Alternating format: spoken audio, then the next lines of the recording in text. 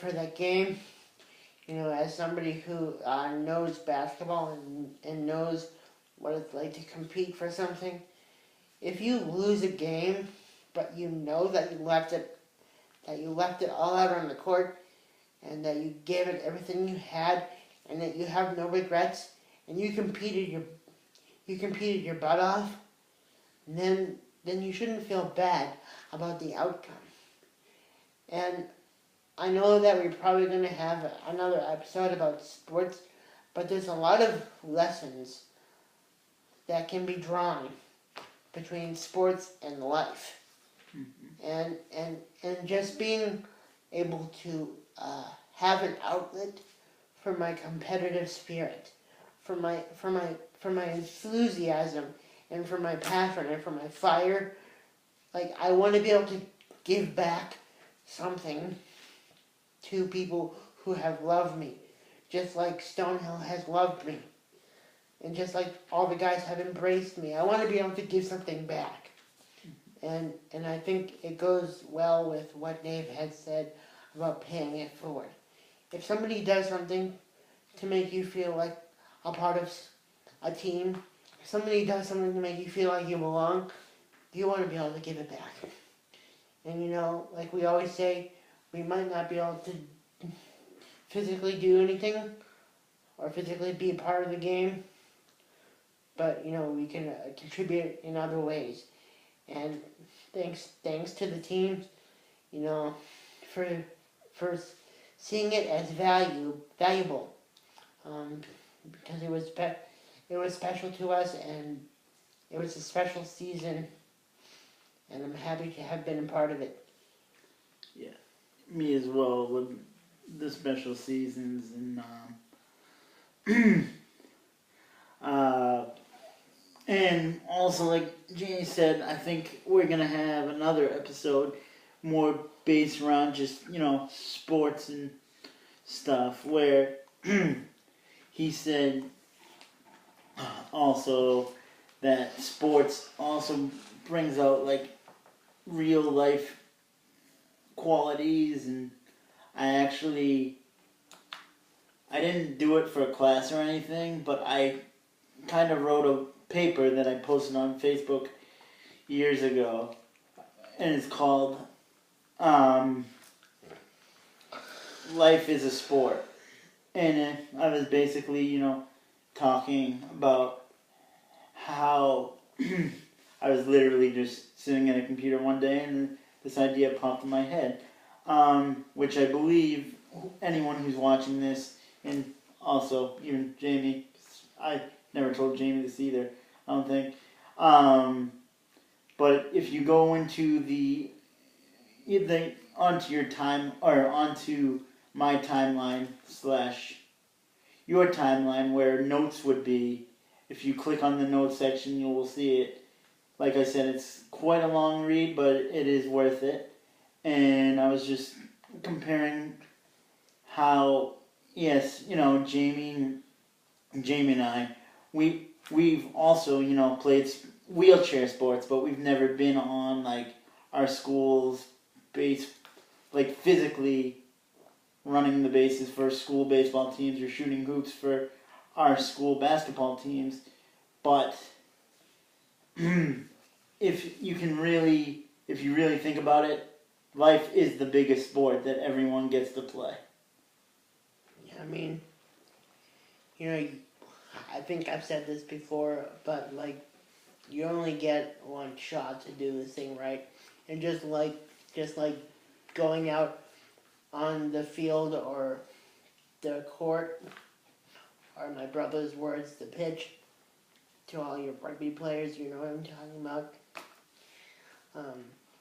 You want to make the best of it. You don't want to go out there and be like, okay, well maybe I'll just go 50% today, or maybe I'll just look across the diamond, or look across the other end of the court, and I'll realize that this team isn't as good as me, and I won't try as hard because I don't respect them enough. But like you want to give your best effort all the time. Because if you don't, you're going to realize, okay, well, maybe this season or even this game isn't going to last forever. So I don't want to have any regrets. I don't want to leave the field or the court knowing that I could have gave more. So I think that, just talking about that, regrets, or knowing that you could have done more to have a positive impact, that has a lot to do with life too. Because you don't want to just go through life all half-assed. You don't want to just go through the motions.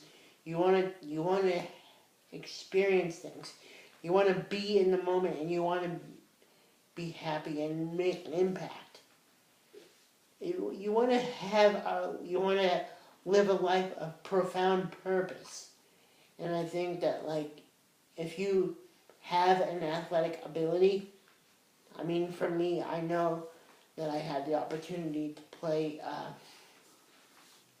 pretty high-level wheelchair basketball with the NWBA, the National Wheelchair Basketball Association.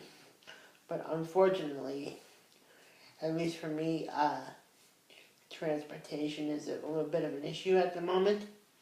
So when I graduated from Stonehill, I had to move back home. And it's a little difficult for me to get to where my team practices on Wednesday nights at the Brockton VA. Shouts out to all my New England Blazers teammates. I've been watching you guys and on social media, and I'm supporting you guys. I saw that you were in New York this past weekend, and every time the season rolls around, late August, early September, when the first practice happens, I'm thinking about getting back out on the court, but I'm still figuring out my transportation situation, but I'm thinking about you guys, and I can't wait to get back out on the court. I'm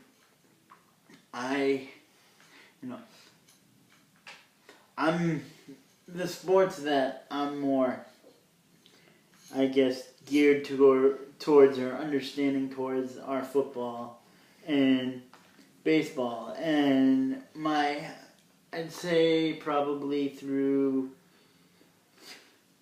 my early days of education, like middle school and probably most of high school, I played, wheelchair football at Camp Mass Hospital School, and I tried wheelchair hockey out for a year. That was very difficult.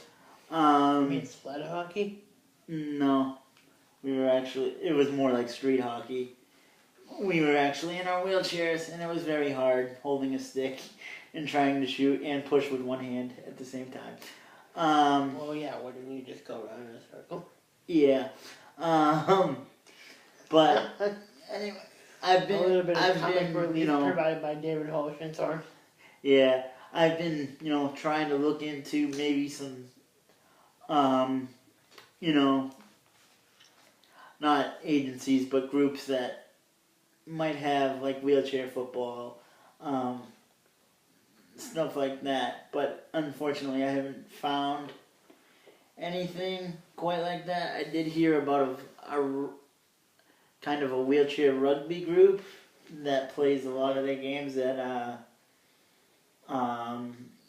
UNH, so I might be... Yeah, it's Northeast Passage. Yeah, looking into... Wait, sorry for the side conversation. My friend plays, used to play at Northeast Passage, and they do have their games at UNH. Yeah. So, I would like to eventually, as you can tell, maybe not, but I'm in mostly a power chair, and Jamie's in a mobile, regular mobile push chair.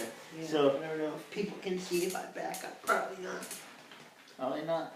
But I would just, need to get my strength built up back in my arms. Because I'm hoping someday in the near future I can join a team like the rugby team. Like I said, basketball is not my sport like it is Jamie's. And anything else you'd like to talk about real quick, Jamie? Coming up on the hour, we have about 4.5 minutes left before we get to the hour mark. So, we'll just do a quick little recap of where we started today. Mm-hmm. Does that sound good? Yes.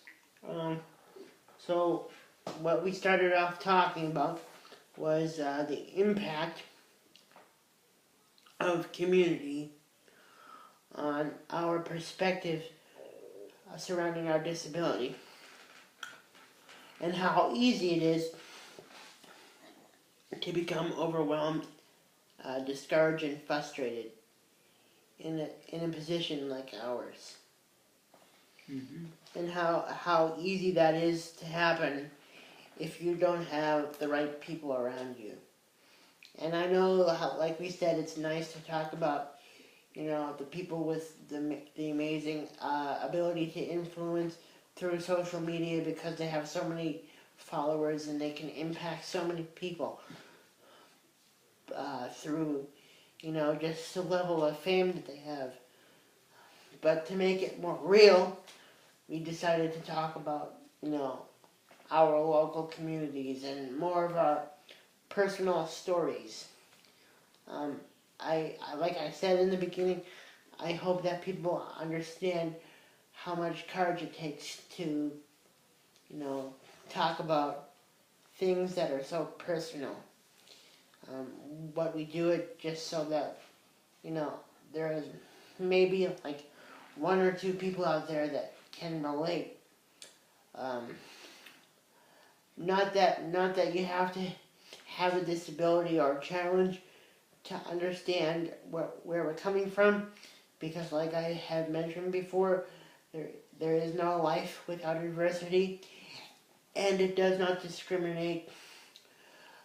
Challenges come in all different forms, and what you might not see as a challenge, another person, that could be another person's Mount Everest, and you have to respect that. Something that you don't see as challenging could be another person's Mount Everest. So it's all a matter of perspective, and every person is an individual, and I'm just grateful that social media is a big part of our culture now, and somebody like me and Dave can have our voices be heard. Yes. Just because we have a computer with a camera. Yep. And real quick, because I think this is our longest episode to date. We're, like Jamie said, we're coming up on the hour. And correct me if I'm wrong, Jamie, but just so the viewers know, this might be a 4-part segment instead of the usual 3. Yeah, because each segment is usually 15 minutes.